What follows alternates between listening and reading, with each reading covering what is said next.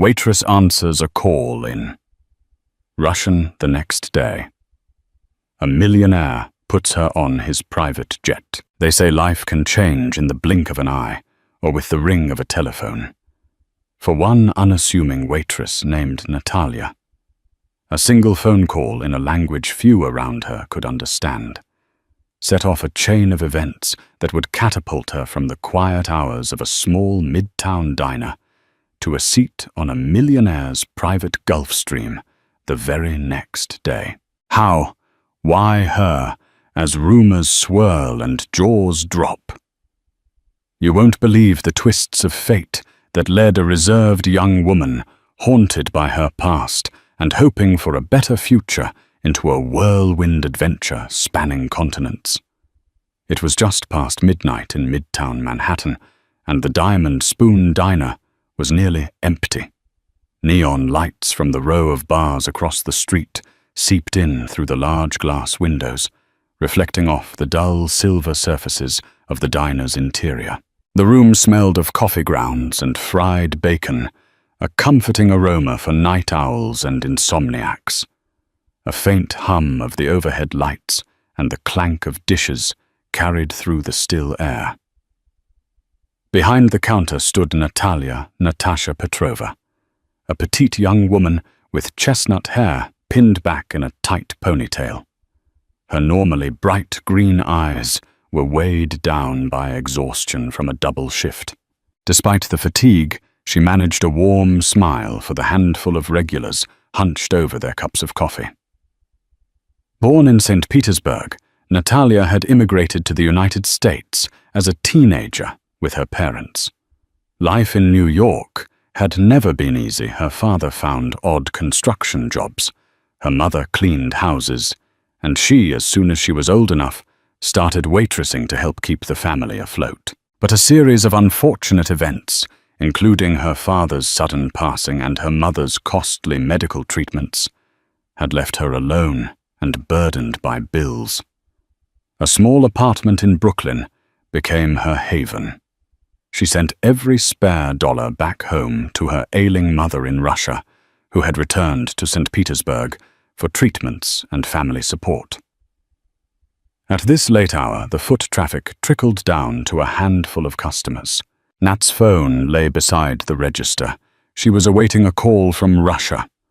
Her mother's health had taken a turn for the worse, and the hospital promised updates around the clock. Every time her phone buzzed, her heart pounded half in fear and half in hope. When the call finally came, it startled her out of a moment of mental drift. The ring seemed especially shrill that night. Without a thought, she answered in Russian, a hushed, worried greeting. Her voice was low but tense, an emotional quiver betraying her hope that this call might bring some good news. Unnoticed by her, one of the few customers in a corner booth quietly lowered his menu to listen. His name was Edward Harrington, a debonair man in his late 30s, with impeccably combed sandy hair and a well-fitted navy suit. As Natalia spoke anxiously in Russian, pacing behind the counter, and asking about her mother's condition, Edward's eyes sharpened with intrigue. He was a restless sort, the type who found fascination in the unlikeliest of places. The gentle Russian words drifted over the diner's hum, carrying a sense of longing and vulnerability he found both curious and disarming. 10 minutes later, Natalia ended the call. Her eyes red with tears. She wiped them quickly, not wanting to alarm any customers. She replaced her usual polite mask and stepped forward to deliver a coffee refill to Edward's booth. He thanked her kindly, and in his calm, American-accented voice asked, "Are you from Russia?" I couldn't help but overhear. Her cheeks reddened, ashamed to have been so transparent in front of a stranger. "Yes," she admitted, taking a shaky breath. "Is there anything else I can get you?" Edward hesitated. He was a skilled observer, a business shark by nature, but not without empathy. "Not just yet," he replied gently. I hope all is well with your family." Surprised by his concern, she managed a faint smile. "Thank you," she whispered, and moved along to wipe down the next table. Even if it seemed like a trivial exchange, the seeds of fate had already been planted. Something about that brief Russian conversation, her raw emotions, or perhaps the memory it evoked in him, stirred a plan in Edward Harrington's mind. He glanced at the business card in his wallet, mentally rehearsing a proposition he would soon make. Little did Natalia know that this sympathetic stranger who appeared on an uneventful night would offer her something that would change her life. In just a matter of hours, she would be thrust into a world of luxury and secrecy, private jets and high-stakes transactions, heartbreak and surprising alliances. Her shift at the Diamond Spoon Diner that night was the last moment of normalcy she would have for a very long time. Morning arrived far too soon. After a nearly sleepless night spent finishing her shift and then tossing and turning in her modest Brooklyn apartment, Natalia's phone rang again. She scrambled to answer, her heart pounding in fear that it might be more bad news from Russia. Instead, a cool male voice spoke. "Hello, this is Edward Harrington. I'm sorry to call so early." Natalia's brows knitted in confusion. She remembered him from the diner, the polite man who'd shown concern.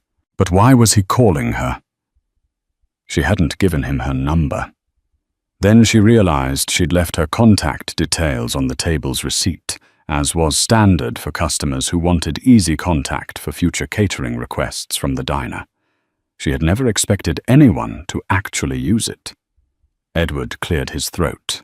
"I'm heading to Teterboro Airport shortly. There's a matter I'd like to discuss with you personally and professionally. If you're not busy, I'd appreciate if you could meet me there. I have a proposition." Alarm bells and curiosity rang in Natalia's mind simultaneously. She had no illusions about how men sometimes approached her, but his voice did not sound predatory. In fact, it was calm, businesslike, almost gentle. "Proposition. For me?" "Yes," he said firmly. "About your skills. You're fluent in Russian. Correct? This could be a freelance job. I can pay you very well. Could you come?" She hesitated, glancing at the handful of bills in her worn-out wallet. Her paycheck from the diner was barely enough for the rent, let alone her mother's treatment. The mention of pay made her swallow her pride. She nodded to herself. "I guess I can manage to get there." "What time?" "An hour from now," he said, giving her the terminal details at Teterboro. "It's urgent. If you decide to come, text me. If not, no hard feelings." He hung up, leaving her speechless. The whole situation seemed bizarre, almost too good or too suspicious to be true. However, the pressing question of her mother's hospital bills loomed large. Maybe it was just a quick translation gig. Maybe it was worth hearing out. Still in her diner uniform from the night before, Natalia rinsed her face with cold water, changed into a tidy blouse and her one pair of neatly pressed slacks, and hopped on the first available bus. An hour later, she arrived at Teterboro, a small, exclusive New Jersey airport known for handling private jets belonging to the wealthy celebrities and business tycoons. This was a place she had only read about in passing. She had never set foot near private aviation before. Security was tight, but Edward Harrington had apparently left her name at the gate. A short check and a wave from uniformed officers, and she was through. Past the tinted windows, she glimpsed rows of glistening white jets, each with a distinctive tail marking. Her heart hammered in her chest. She was entirely out of her element. As she followed the instructions on Edward's text, she found him waiting in the lounge, wearing a sleek charcoal suit that looked tailor-made, leaning casually against a large window. A black carry-on sat at his feet. He stood up straight when he saw her. "Natalia," he said in greeting, extending his hand. "Thank you for coming." She shook his hand, still puzzled. I still don't know why I'm here." Edward took a breath. "I need a translator, and from what I gathered, you speak impeccable Russian. I have a sudden business matter to handle in St. Petersburg, something that can't wait. I don't speak the language well enough to handle negotiations, and I need someone I trust. I'd like to hire you for the job." Her eyes widened. "In St. Petersburg. As in Russia." She felt a swirl of contradictory emotions. Excitement, apprehension, a flicker of hope, because she might finally see her mother if she accompanied him. "Yes," Edward said, his expression serious. "We'll be leaving in about 2 hours. All expenses are on me. And I'll pay you a generous daily rate. I just need your help sealing this deal." The jolt of possibility shot through her. Could she really do this? Drop everything, her shift, her rent, her obligations, and just fly to Russia with a stranger? It seemed mad. But her mother was there, and if there was a chance, "How do I know this is legitimate?" she managed to ask, crossing her arms protectively over her chest. Edward's eyes flickered with honesty. "That's fair. Let me show you something." He pulled out his phone, opened a secure banking app, and typed in a number. Then he showed her a pending wire transfer. "I can send you an advance, say $5,000. If you don't want to come, it's yours to keep for your trouble. If you do come, and this job is completed successfully, I'll pay you 5 times that amount." Her breath caught. $25,000. That was life-changing money for her.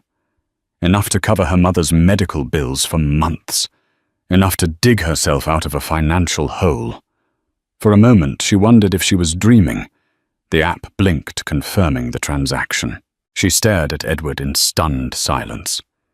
"You've got to be insane," she whispered half to herself. Perhaps he replied with a small smile. "But I believe in taking chances on people. You seem genuine, and I need genuine help. This is urgent." Torn between suspicion and desperation, Natalia weighed her options. Deep inside, she sensed he wasn't lying. Something told her that while Edward Harrington had secrets, he wasn't looking to exploit or harm her. With a pounding heart, she nodded slowly. "All right. I'll do it." His face lit up. "I'm glad. Let's get you a passport from your apartment if you don't have it with you." She gaped, realizing she'd left her passport at home. "We can go to my apartment," she said, looking at her watch. "I'll grab it quickly." Edward nodded. "We have enough time before takeoff." A black sedan whisked them from Teterboro to Brooklyn. Natalia realized she was about to walk a powerful, wealthy man through her humble building. The chipped paint, flickering hallway lights, the faint smell of dampness in the corridor. It was a world apart from the polished floors and gleaming jets at Teterboro. She felt self-conscious, but Edward didn't say a word as they ascended the creaky stairs to her tiny studio.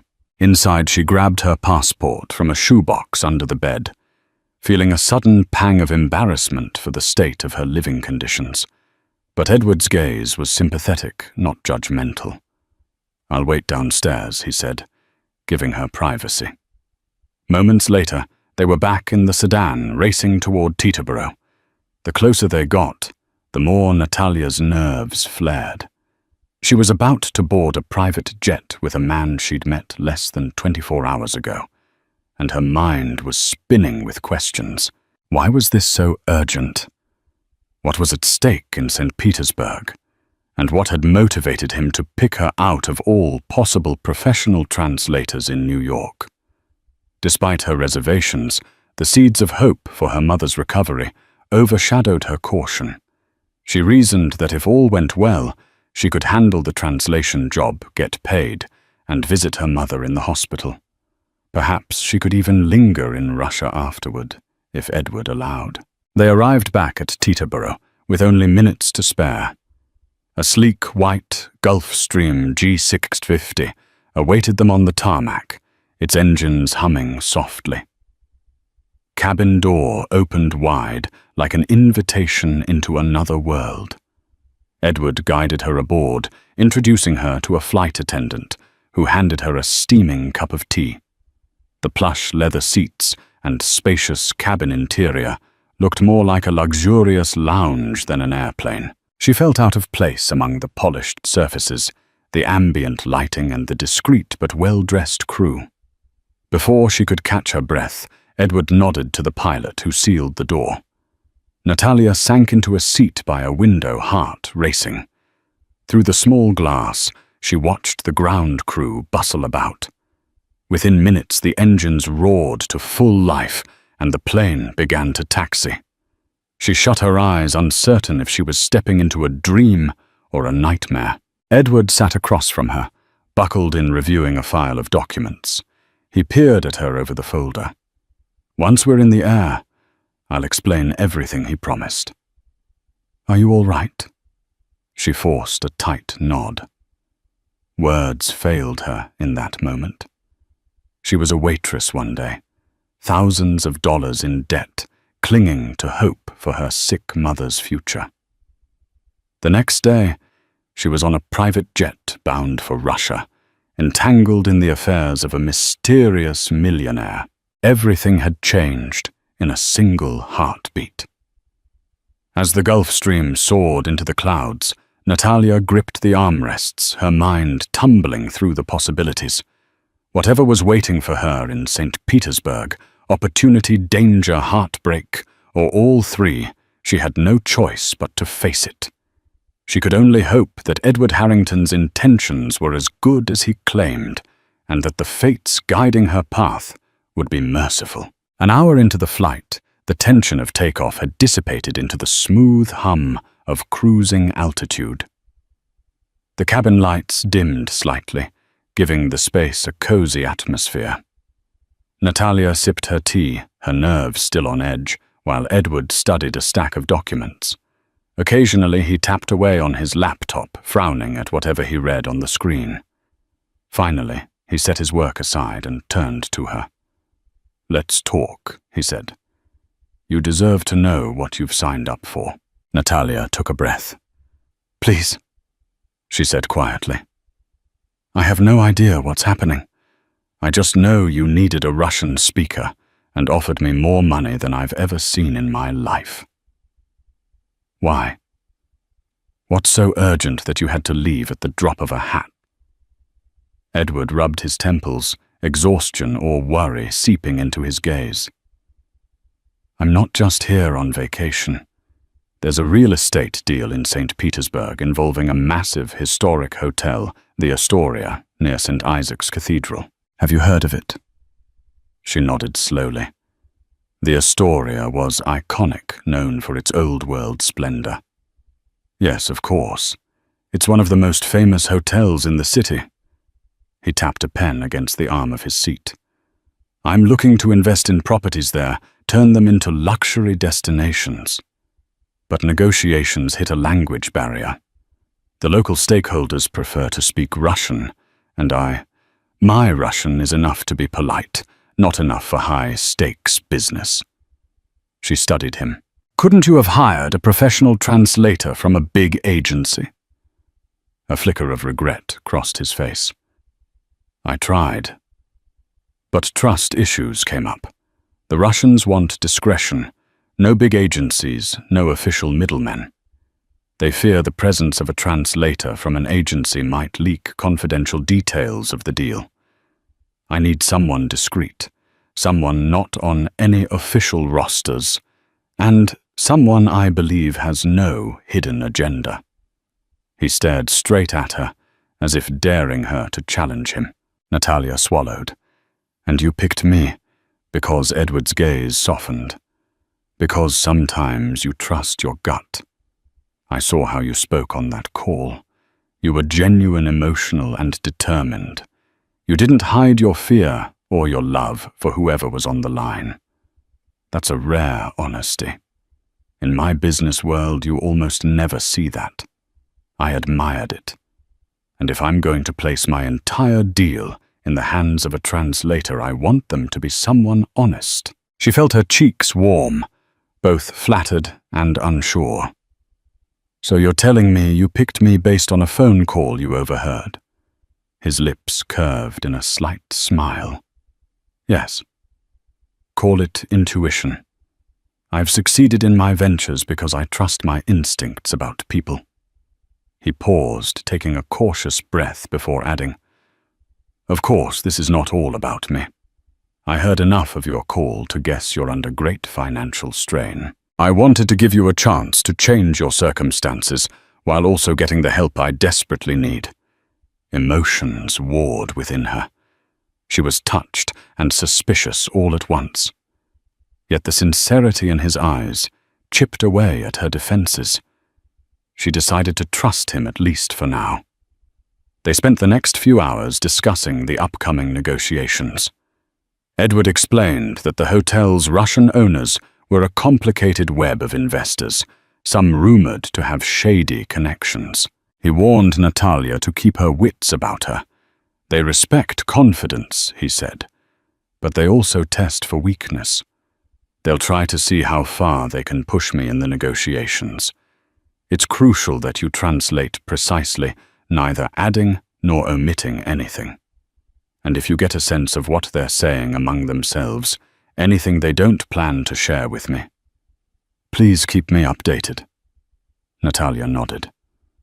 All right, I can do that. But remember, I'm not a spy. I'll just translate exactly what they say, even if they don't realize I'm listening. That's all I ask, Edward assured. At one point, curiosity gnawed at her. You said you recognized I'm under financial strain because of that phone call. It's for my mother. She's ill. I can't afford her care. Edward's brow furrowed. I'm sorry. If you need to visit her after our meetings, we can arrange that. In fact, we can stop by the hospital. Consider it part of my agreement with you. Her heart leapt at the kindness. She blinked away sudden tears, surprising herself at how desperately she had longed to hear those words. Thank you, she murmured. For a moment they shared a silent understanding, two very different people, each with their own burdens. As the hours passed, the tension between them settled into a cautious camaraderie.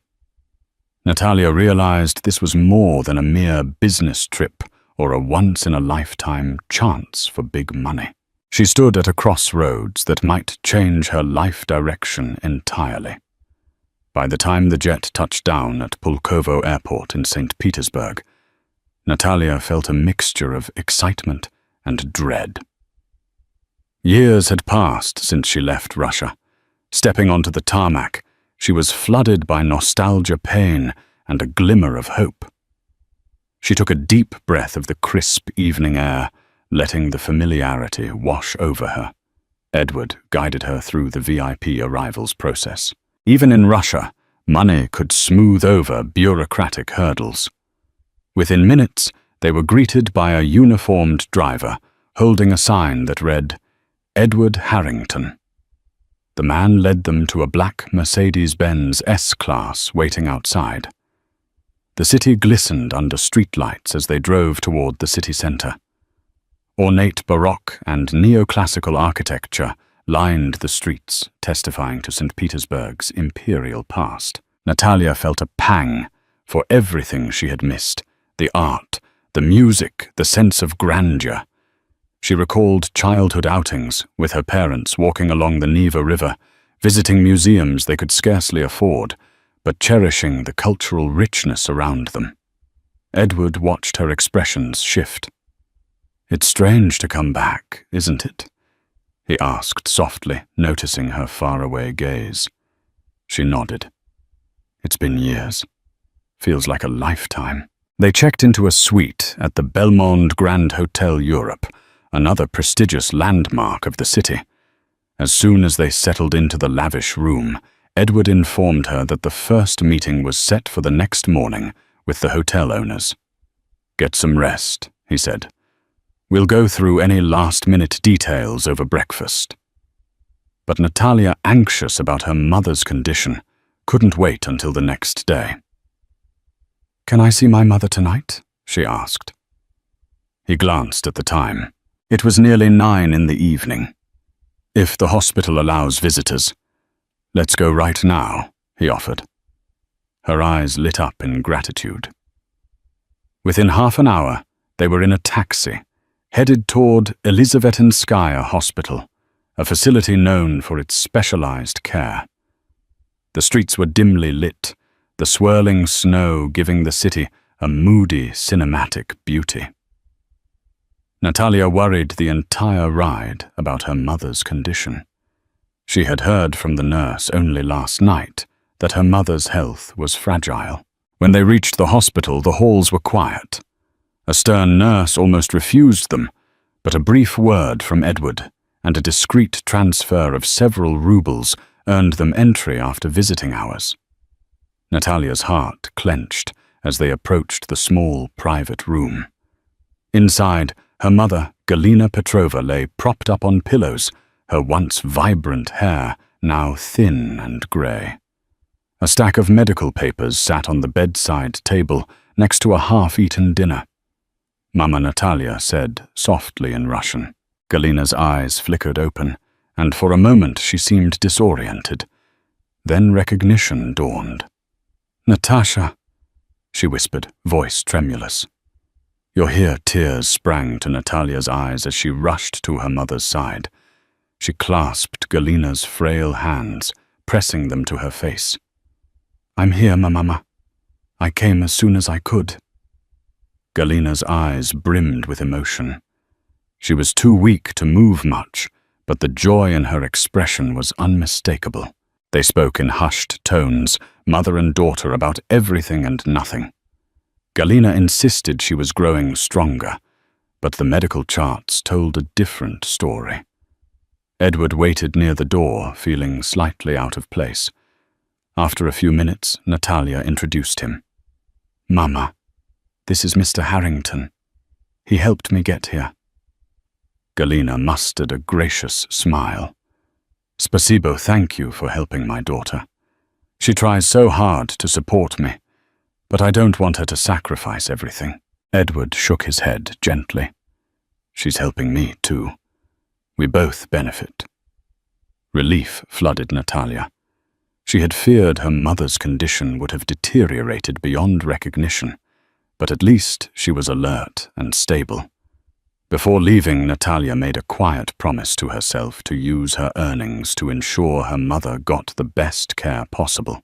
Edward signaled the nurse to step aside, discreetly placing enough cash in her hand to cover immediate needs and some future comfort for Galina. Private accommodations, better medication, or at least a more comfortable bed. Natalia watched in awe as the nurse's entire demeanor changed from weary professional to grateful caretaker. That night, when they returned to the hotel, Natalia was nearly speechless with gratitude. "I don't know how to thank you," she told Edward softly in the foyer outside her suite. He shrugged. "You don't have to. You're about to do a huge favor for me. Let's just say we both have reasons to make this trip a success." Fatigue weighed down on them both.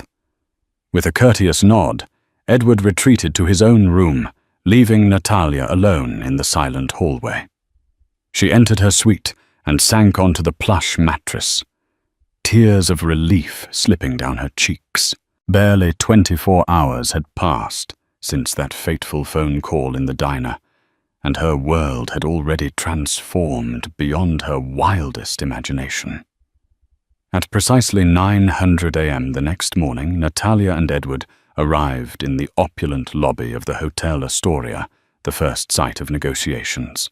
The imposing facade with its grand columns and rich historical significance loomed over them. Inside, chandeliers cast a warm glow over marble floors. The air was scented with fresh flowers and the faint tang of expensive cologne. They were escorted to a private meeting room on the second floor. A long mahogany table dominated the space, surrounded by tall windows draped in velvet. 3 Russians awaited them. Leonid Sokolov, a middle-aged man with a businesslike demeanor and expensive watch. Viktor Denisov, younger with a cold, calculating stare. And Tatiana Belova, a stately woman in her early 50s who exuded authority. They represented the consortium that owned the Astoria. Polite formalities ensued in English. As soon as they settled, Leonid said to Edward, "We understand you have a translator." He cast a glance toward Natalia, who sat by Edward's side.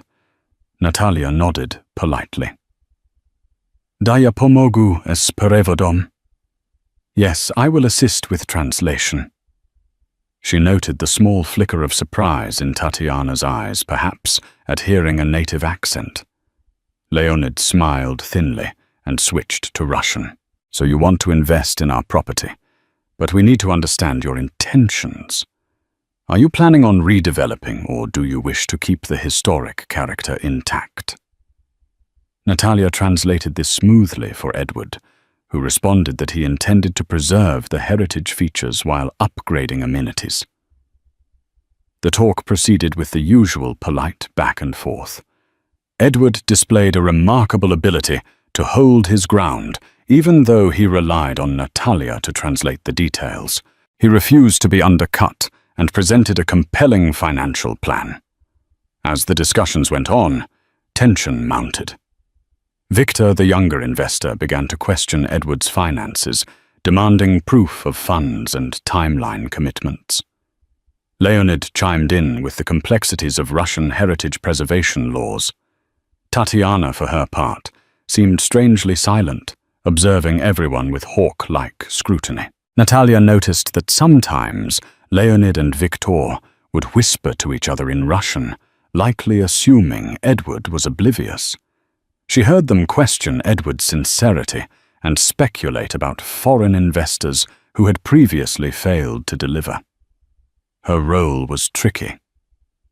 She translated all relevant dialogue for Edward, but she had to decide what to do about the side murmurs that were not explicitly directed at him. Edward, sensing the tension, invited them to see examples of his success in other luxury properties around the world. He name-dropped notable collaborations in Paris, London, and even an upscale ski resort in Aspen, Colorado. That seemed to pique their interest. The meeting lasted for 3 hours. By the end, the Russians agreed to a second meeting to finalize financial details. They granted Edward a slight edge in negotiations, but stopped short of signing any preliminary agreement. After the final handshake, Leonid said politely in English, "We look forward to continuing this discussion tomorrow. For now, we have another appointment. Enjoy the city, Mr. Harrington." With that, they departed, leaving Edward and Natalia alone in the echoing meeting room. Edward exhaled, running a hand through his hair. "That was intense," he said. "You did great. I could see them testing me at every turn. Did you catch anything I should know about Natalia?"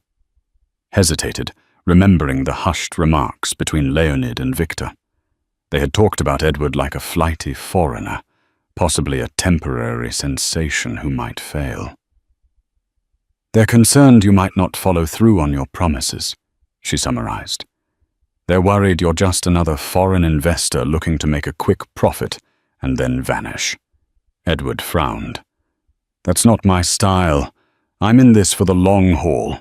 He glanced around as if searching for eavesdroppers. "We need to convince them otherwise." A subtle shift of suspicion in her chest made her consider that Edward might also keep some secrets. But for the moment, she focused on the immediate job. If you show them concrete commitments like a drafted contract or a bank guarantee, they might trust you more.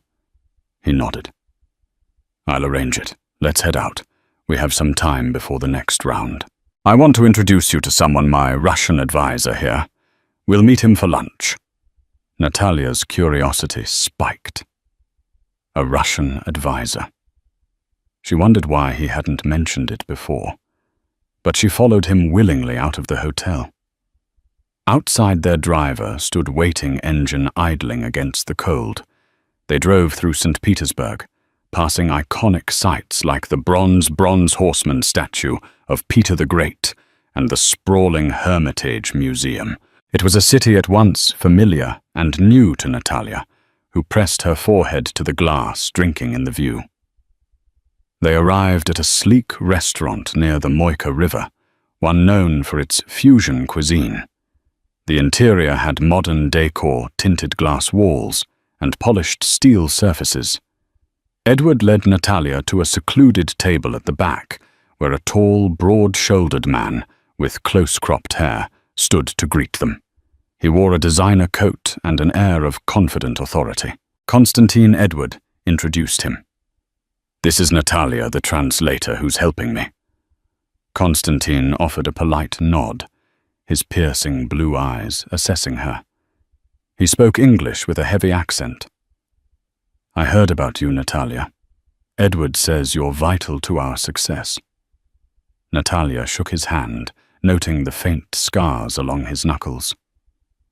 "Pleasure to meet you," she said cautiously. They settled at the table, and Edward wasted no time bringing Konstantin up to speed on the morning's negotiation. Konstantin frowned when he heard about Victor and Leonid's skepticism. "They have connections," he muttered. "Powerful connections. If they think you're not serious, they might bring in unofficial pressure." Natalia looked between them, confusion mounting. Unofficial pressure. Like what exactly? Konstantin glanced at Edward, who responded quietly. "In Russia, sometimes business deals get messy. There can be intimidation tactics, threats, or pressure from local authorities who might be in on the stake. We need to be careful." A chill ran down Natalia's spine. She'd heard tales of such dealings, but never expected to be so close to it. "Should we be worried?" she asked. Konstantin shrugged. "They're more likely to test your resolve. If you stand firm, they respect you. If you show weakness, it can get dicey." As they ate, Konstantin explained more about the background of these investors. Tatiana Belova was rumored to be the real power broker with ties to certain political figures. Leonid was the face, but not necessarily the one calling the shots. Victor, though the youngest, was known for ruthless tactics. Edward, undeterred, assured them both he could handle the pressure. He had dealt with tough negotiations before in other countries. Still, a flicker of unease in his eyes suggested he knew Russia played by different rules. After lunch, Konstantin left for his own appointments, promising to gather more intel on the consortium's next move. Edward and Natalia retreated to the car. A grim silence enveloped them as the driver steered through the busy streets. Finally, Edward glanced at Natalia. "You're sure you want to keep going?" he asked quietly. "If this gets complicated, I don't want to put you at risk." She inhaled slowly. "I appreciate the concern, but I have to see this through. I need the money for my mother, and I'm already here, already involved." He nodded, respect shining in his eyes. "I promise I'll do everything in my power to keep you safe." They returned to the Grand Hotel Europe, where Edward needed to work on drafting the financial guarantees. Natalia, feeling restless and worried, decided to check on her mother again, alone this time. She promised Edward she'd return before dinner. Outside, she hailed a taxi to the hospital. But halfway there, she noticed a dark SUV following closely behind them. Anxiety gnawed at her, but she forced herself to remain calm. Perhaps it was just coincidence. She told the taxi driver to pull over at a busy cafe, wanting to see if the SUV would pass. When her taxi stopped, the SUV slowed down, then continued forward without stopping. Relieved, she changed cabs, continuing to the hospital. In her mother's room, she tried to brush off the sense of paranoia. She was probably being silly. Still, a haunting feeling lingered. Galina was dozing when she arrived. A nurse pointed out how her mother's vital signs were stable, but the progress was slow. Natalia sat by the bed, holding her mother's hand. She vowed silently to do whatever it took to secure her mother's future. If that meant diving deeper into Edward's high-stakes deal, so be it. The next day's negotiations were scheduled at 10:00 a.m. in a private office near the Hermitage. This time, Edward came armed with printed bank statements, letters of reference from international financial institutions, and a preliminary contract drafted by his legal team. Natalia carried a folder of translated documents. They entered an ornate building, climbing a winding marble staircase to the second floor. A hush fell over them as they approached a set of double doors. Inside, Leonid, Victor, and Tatiana were already seated at a polished table. A few other men loitered in the background, bodyguards, it seemed. The mood was frostier than before. Victor, in particular, looked displeased, tapping his pen against the table impatiently. "You took your time," he grumbled in Russian. Natalia conveyed this to Edward, who apologized with a polite smile. "We were finalizing documents. I wanted to ensure you had everything you need," Edward said through Natalia's translation. He laid out the papers showing proof of his capacity to invest. Tatiana barely glanced at them before shifting her steely gaze onto Natalia. "Tell me, my dear," she said in Russian, leaning forward. "Where did you learn such fluent English? You sound like you've lived there your entire life." Natalia kept her composure. "I moved to the US as a teenager, but I'm Russian by birth." Tatiana nodded, her eyes gleaming. "And how did you come to work for Mr. Harrington?" Natalia kept her reply carefully neutral. "He hired me for translation. I work independently." Tatiana's lips curled into a faint smile. "Independently? Not for any government organization or intelligence agency?" A spark of alarm flicked through Natalia. She forced a calm tone. "No, madame. I'm simply a waitress who speaks both languages." Tatiana's brow quirked. A faint tension crackled in the air. "How interesting," she murmured. Leonid coughed politely, bringing the topic back to business.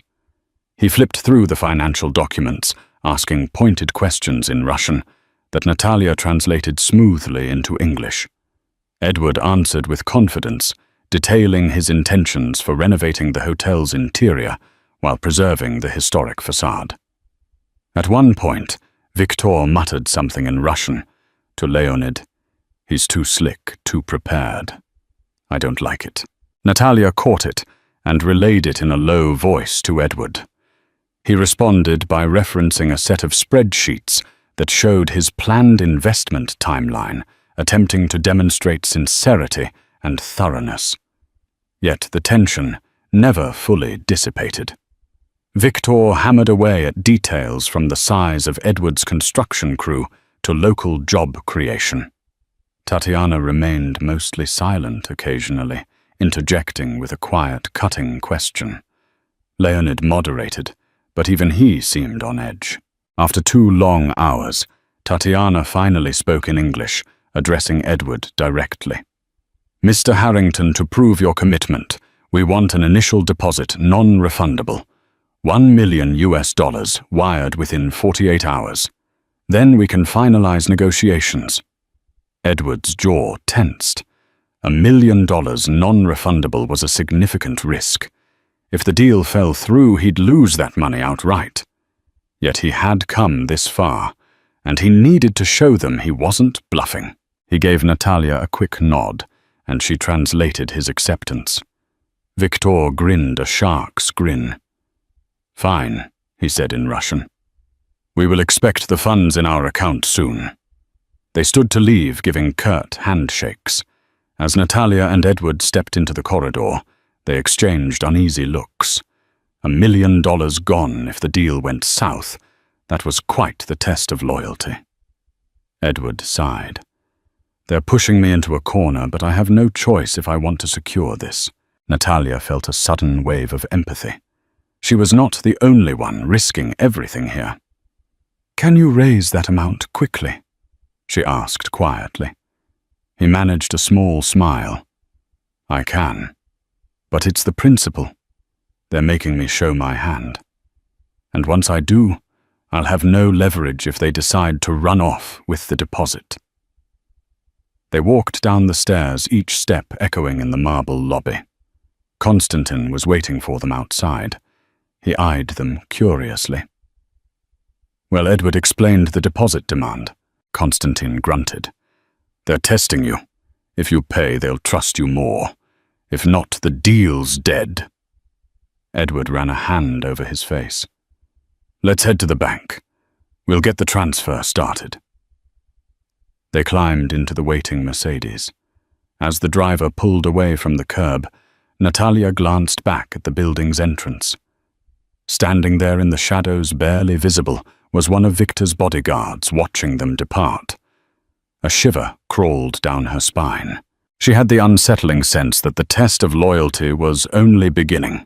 Time blurred into a whirlwind of legal documents, bank transfers, and tense phone calls. Edward scrambled to wire the $1 million deposit to the consortium's account, ensuring every detail was verified. Natalia worked alongside him, translating last-minute addendums, emailing clarifications in Russian to the consortium's lawyer, and juggling calls to confirm the money had arrived. Amid this chaos, Natalia took fleeting moments to visit her mother at the hospital. She never went unaccompanied. Edward insisted on sending Konstantin or a driver citing security concerns. She started noticing the same dark SUV in the vicinity of the hospital, sometimes parked near the entrance.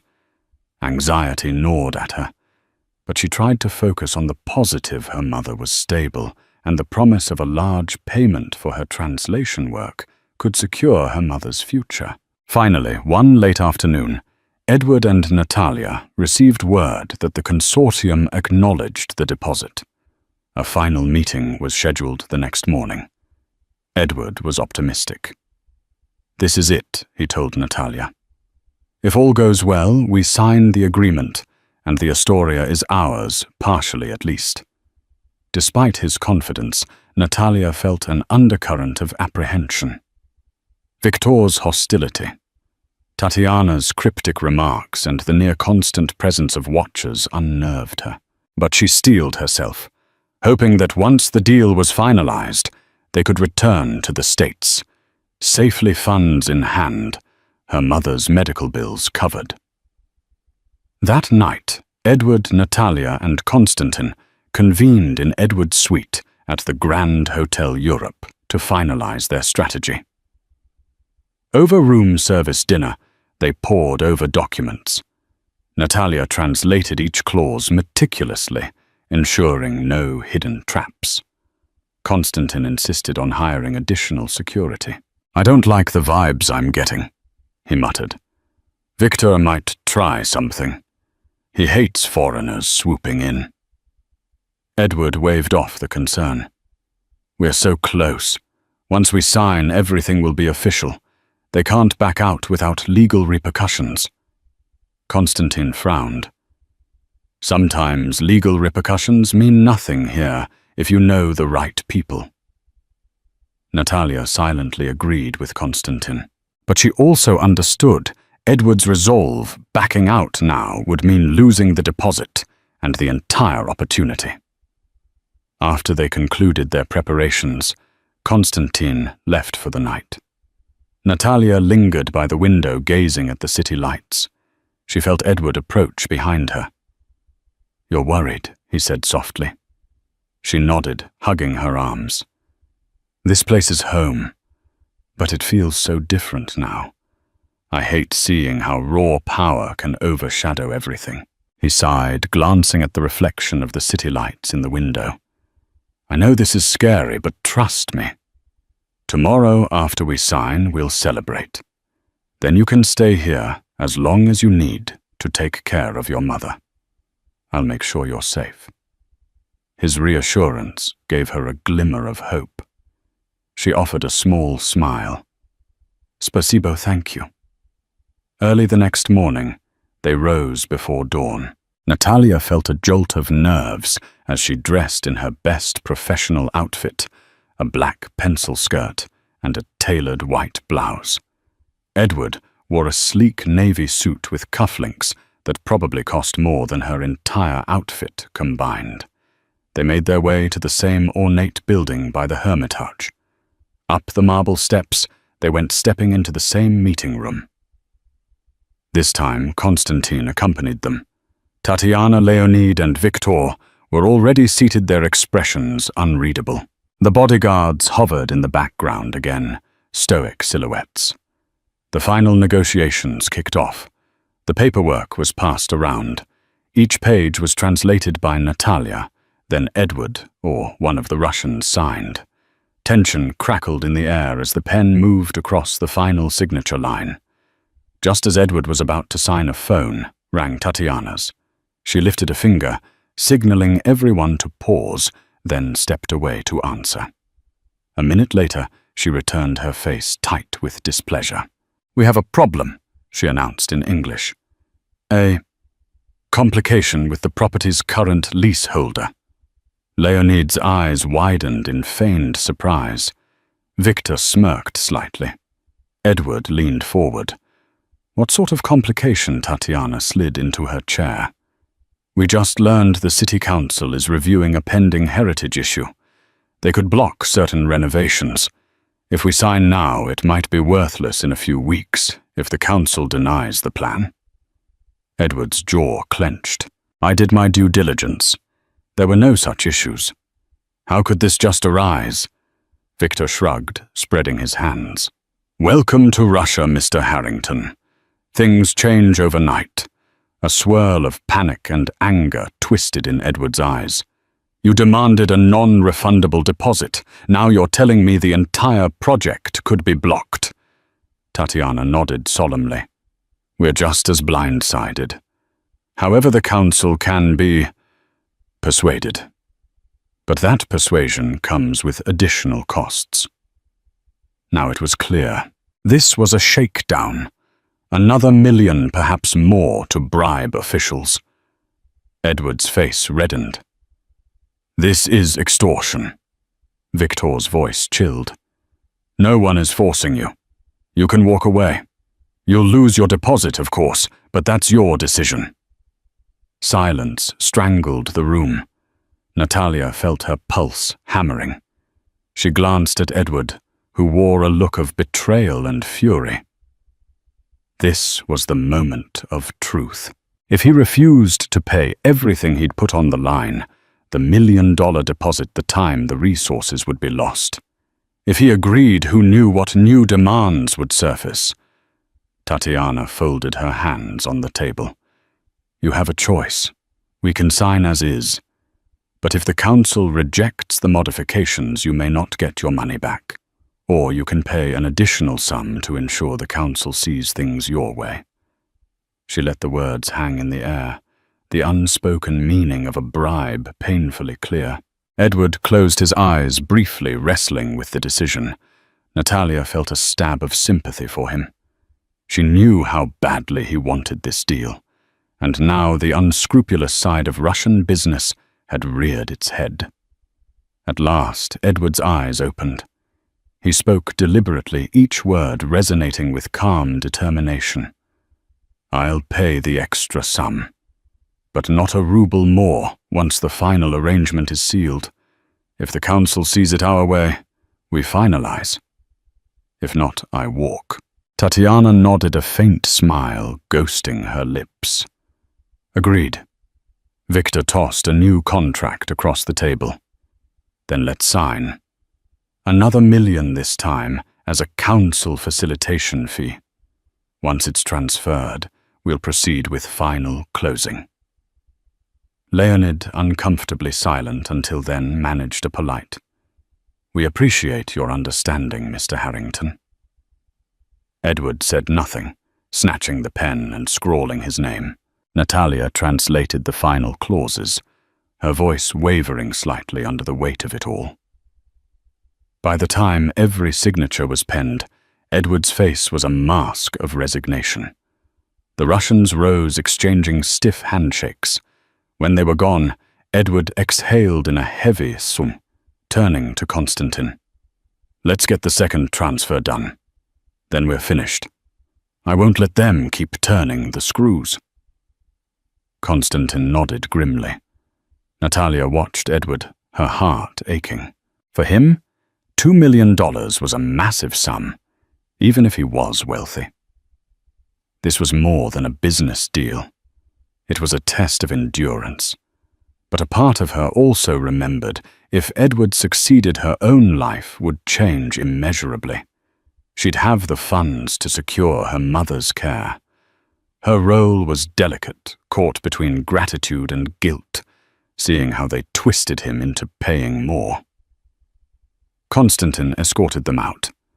The day was grey, typical for a St. Petersburg winter. Snow drifted gently onto the sidewalks.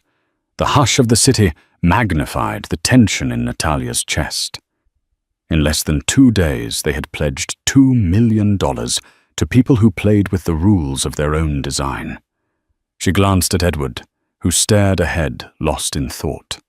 She wanted to console him, but no words seemed adequate. The precariousness of the situation weighed them down like heavy chains. Little did they know the final confrontation was about to come, one that would test their alliances, their trust, and the lengths they'd go to protect themselves in a land where business and power could overshadow any shred of fairness.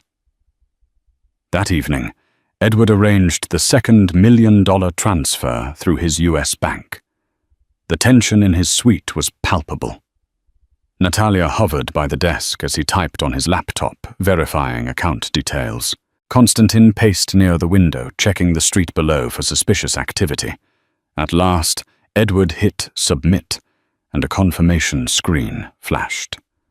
The funds were on their way. "Done," he said flatly. Konstantin nodded. "I'll let them know. They might want a final confirmation meeting tomorrow." Natalia excused herself, wanting to give Edward privacy to gather his thoughts. She wandered the corridor, reflecting on everything that had happened. She had come here to translate, to earn money for her mother's medical care. Now she was entangled in a labyrinth of bribes and intimidation. Could Edward truly trust these investors not to squeeze him further? Her phone buzzed Konstantin, telling her to return to the suite immediately. She hurried back and found Edward on the phone, his expression grave. "What's wrong?" she whispered.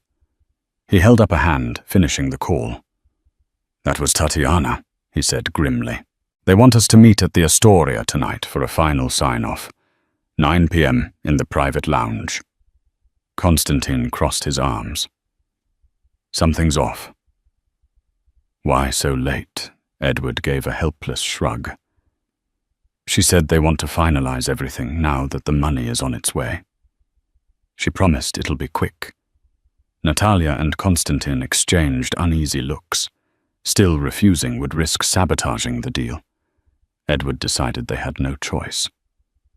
At 8:45 p.m., they stepped out of a black SUV at the Hotel Astoria's rear entrance. A discreet doorman admitted them, and a silent elevator carried them to the top floor. The private lounge was dimly lit, furnished with antique armchairs and heavy drapes. A single crystal chandelier cast dancing reflections on the parquet floor. Tatiana, Leonid, and Victor stood by a large window overlooking St. Isaac's Cathedral. Their bodyguards lingered like statues against the walls. As soon as Edward, Natalia, and Konstantin entered, Tatiana turned wearing a polished smile. "Good evening," she greeted. "The funds were confirmed. We're here to close." Relief mingled with suspicion in Edward's eyes. "That's good news." Tatiana gestured to a table that held glasses and a bottle of Russian Standard Gold vodka. "A toast," she said, pouring shots. "To successful partnerships." They each took a glass except Victor, who stared at Edward with a twisted grin. "We appreciate your dedication, Mr. Harrington." The group raised glasses. Tatiana drank, Leonid drank, and so did Edward and Natalia, while Konstantin merely sipped. Victor set his untouched glass on the side eyes, never leaving Edward. Just then Tatiana's phone chimed. She glanced at it and nodded at Victor. An odd tension enveloped the room. Victor walked over to Edward, placing a heavy hand on his shoulder. "We have one more thing to discuss," he said softly, menacingly. "It seems your deposit triggered interest from some competing parties. They wonder why foreigners get special treatment." Edward stiffened. "We had an agreement." Victor shrugged. "Agreements change. These are uncertain times. They might require an additional fee to keep quiet." Konstantin stepped forward, rage flaring in his eyes. "That's enough. You can't keep extorting money from us." Victor sneered. "Or what, Konstantin? You'll run to the police." He laughed, and the bodyguards closed in. Natalia's heart pounded. This was it, the final trap. She glanced at Edward, who was trembling with anger and fear. They were cornered. $2 million already paid, and now these vultures demanded more. Tatiana watched calmly, swirling her vodka glass. "It's a pity you thought it would be so easy. Russia is full of complexities." Leonid shuffled uneasily, but said nothing. Edward's voice shook. "If you cross me like this, I'll take legal action internationally. I have powerful connections." Victor's grin widened. "How far do you think you'll get with that here? You'll be out millions and your translator's mother might find her care." Interrupted. Natalia gasped, horror gripping her at the threat. Konstantin reached for his phone, but one of Victor's men lunged, knocking it from his hand. Edward's eyes burned with desperation. "How much do you want?" he asked. Victor shrugged, crossing his arms. "Another million. Non-negotiable. You pay, or everything collapses." A suffocating silence. Natalia felt tears threaten to rise. How much more could Edward give before he was utterly ruined?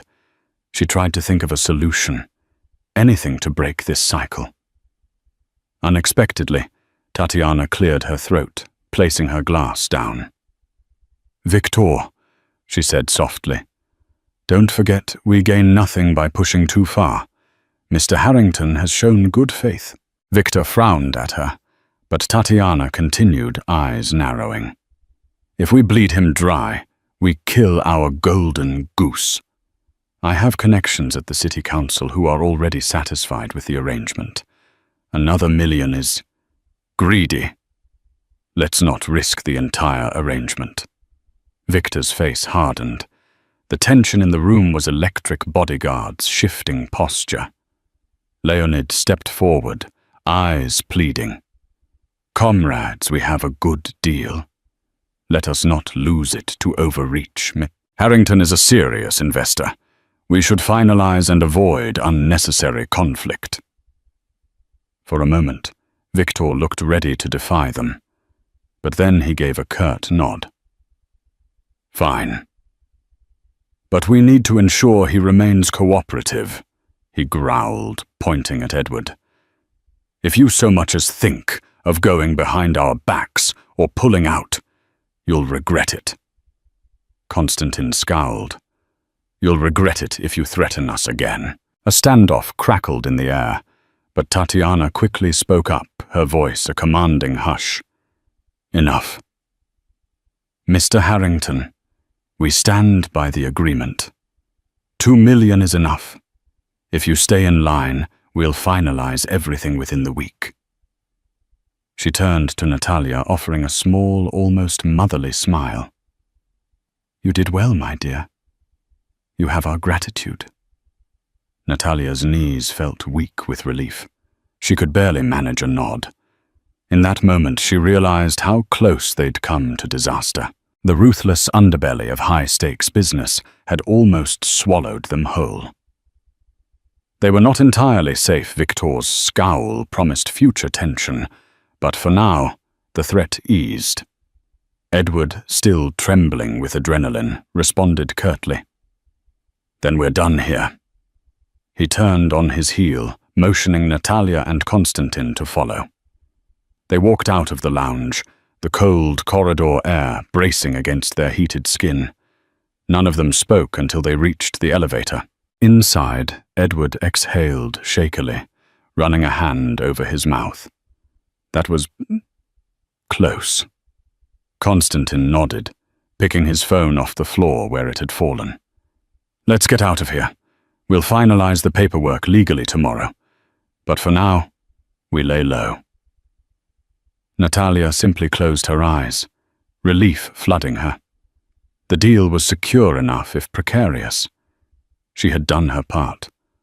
She had delivered for Edward and faced down the intimidation. Soon, very soon, she would be back on that Gulf Stream, heading home with a future that finally looked brighter. The next day passed in a blur.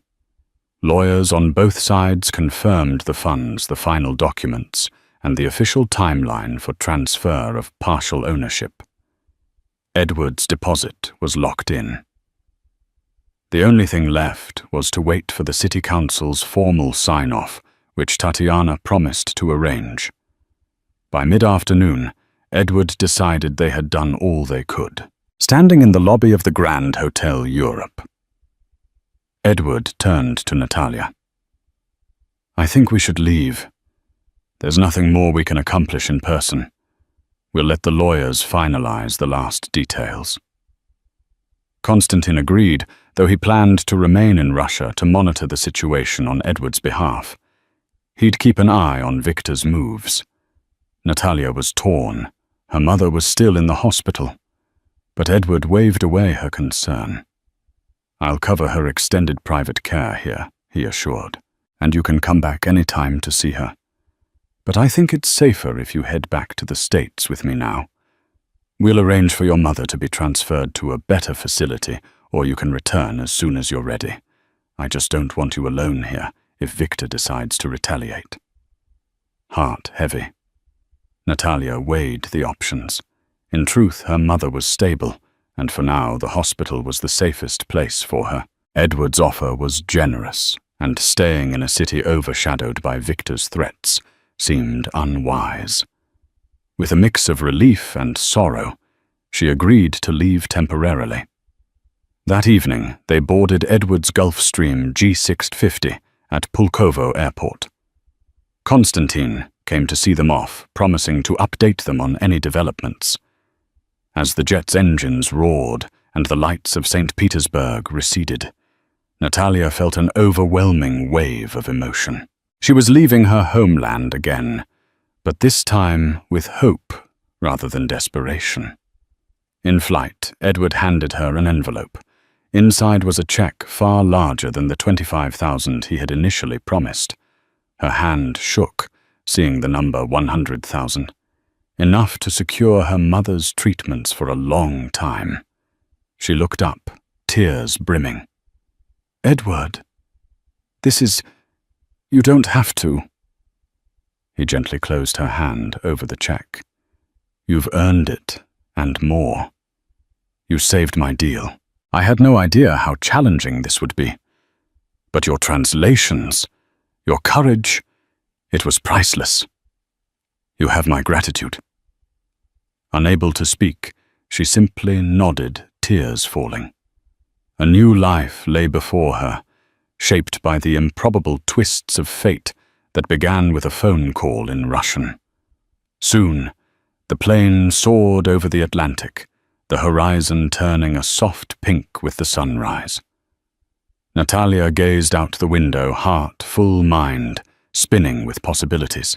She thought of her mother, healing of her own future, freed from financial chains. She glanced at Edward across the aisle, who offered a supportive smile. Their bond was forged in the crucible of deception and extortion, yet it held a genuine warmth that might transcend any contract or business arrangement. In one extraordinary turn of events, they had discovered something beyond the diner counters and multi-million-dollar dealings a shared humanity. The flight continued, and with it the promise of new beginnings. Natalia closed her eyes, whispering a silent prayer of gratitude. For once, she allowed herself to believe that hope could indeed triumph over adversity. And as the Gulf Stream carried her away from the land of her birth, she carried with her the triumph of a deal sealed, a mother's health secured, and a future brimming with unwritten chapters. Thank you for joining us on this breathtaking journey of a single waitress whose life changed in the span of a phone call. From the quiet clatter of dishes in a mid-town diner, to the dazzling interiors of a Gulf Stream jet and the high-stakes negotiating tables of St. Petersburg. Natalia's story shows that sometimes opportunity and danger arrive with equal force. In the end, perseverance, loyalty, and a bit of faith turned near disaster into a triumphant new beginning. If you found yourself on the edge of your seat, we'd love your support. Please remember to like, share, and subscribe to our channel for more real-life drama fiction that blends everyday struggles with extraordinary circumstances. Your engagement helps us bring you more stories filled with twists, surprises, and the hope that even the darkest moments can lead to a brighter horizon. Thank you for watching, and see you next time.